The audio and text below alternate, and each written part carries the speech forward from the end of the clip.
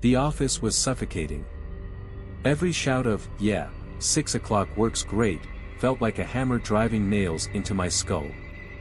I clenched my fists under the desk, nails biting into my palms. My coworker, Joe, loud, obnoxious, and oblivious, seemed to take delight in yelling every detail of his mundane life into that ancient flip phone. Day after day, week after week, his booming voice shattered any semblance of peace. It wasn't long before my irritation festered into something darker. It wasn't hard to figure out where he lived. He had helpfully announced his address during one of his loud, drawn-out conversations. That night, fueled by rage, I decided to pay Joe a visit.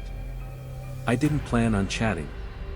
The weight of the Smith & Wesson in my hand was comforting as I parked my car a block away and crept toward his house.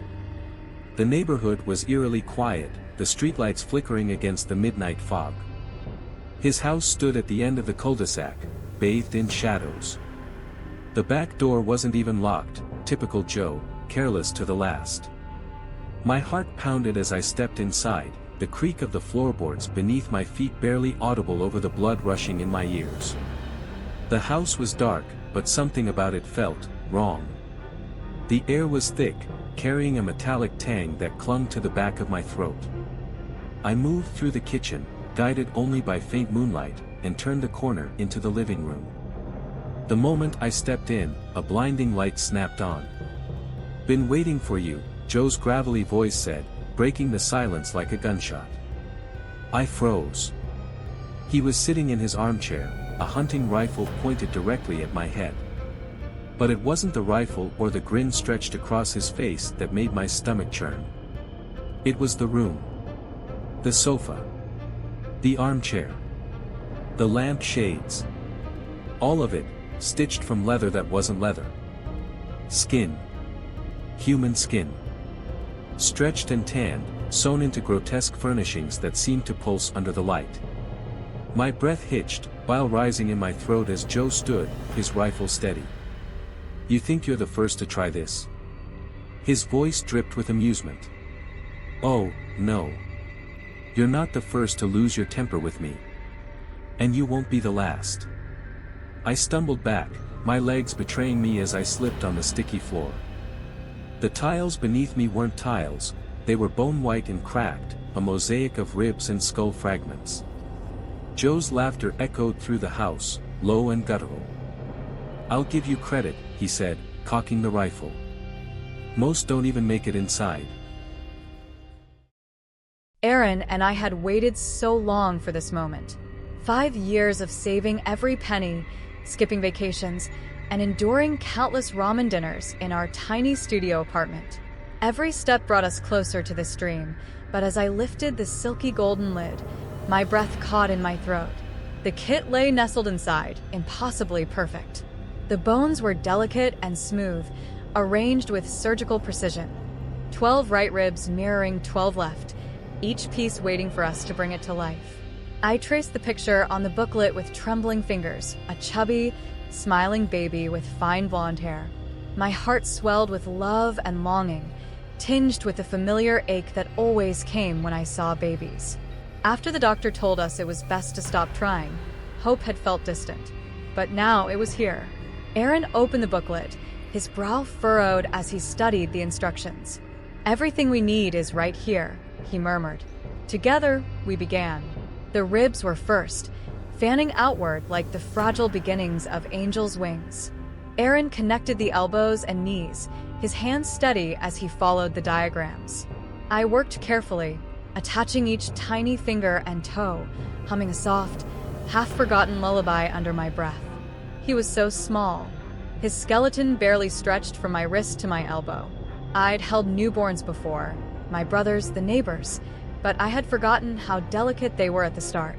Finally, only the skull remained. I held it in my hands, cradling its smooth curve as Aaron secured it to the spine. My thumbs brushed over the fontanelle, that soft, vulnerable gap. And then it happened. Warmth blossomed beneath my fingers. The bones began to knit together, flesh unfurling like petals in fast motion. Skin stretched over his fragile frame, a tender pink. Wisps of golden hair appeared, curling against his tiny head. The hollow sockets of his skull softened, swelling into plump cheeks, a button nose, and eyelids that fluttered but stayed shut.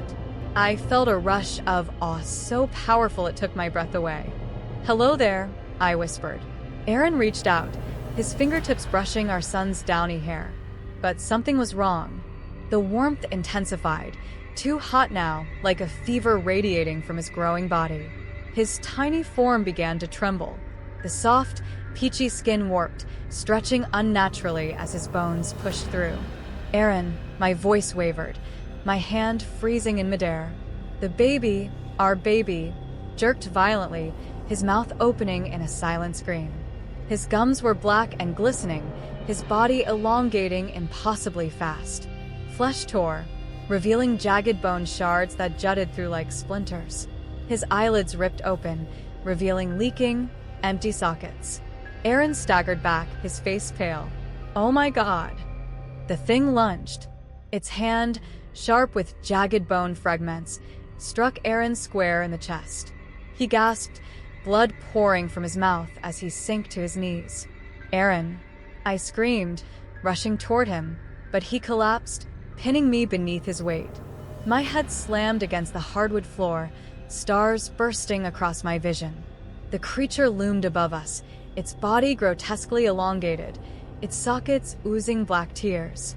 I flung up my hand to shield myself, my mind racing, desperate for something, anything, to stop it. And then I saw it. Under the couch, just out of reach, was the gleaming white head of an unused screw. My stomach dropped. We hadn't finished. We hadn't followed the manual. The last thing I saw before everything went dark was the creature's jagged grin as it bent toward me. Outside, snowflakes swirled in the dim glow of the streetlights, blanketing the world in silence. I'd always hated the snow, its cold indifference, the way it made the air feel heavier, suffocating. But tonight, the snow felt different. It felt alive. At the age of 3, I was handed a death sentence, neural autophage syndrome. A condition so rare and cruel that it seemed like a punishment from some vengeful deity. My brain, my very mind, was devouring itself, a slow, agonizing unraveling. Doctors gave me no chance. But science found a loophole, a partial brain transplant. Healthy tissue from a donor, rich with stem cells, could replace the parts of my brain that were rotting away. The catch? Donors were rare, and time was fleeting. For 5 years, I lay in a medically induced coma, teetering on the edge of life and death. And then, when I was 8, they found a match. I don't remember much about the surgeries.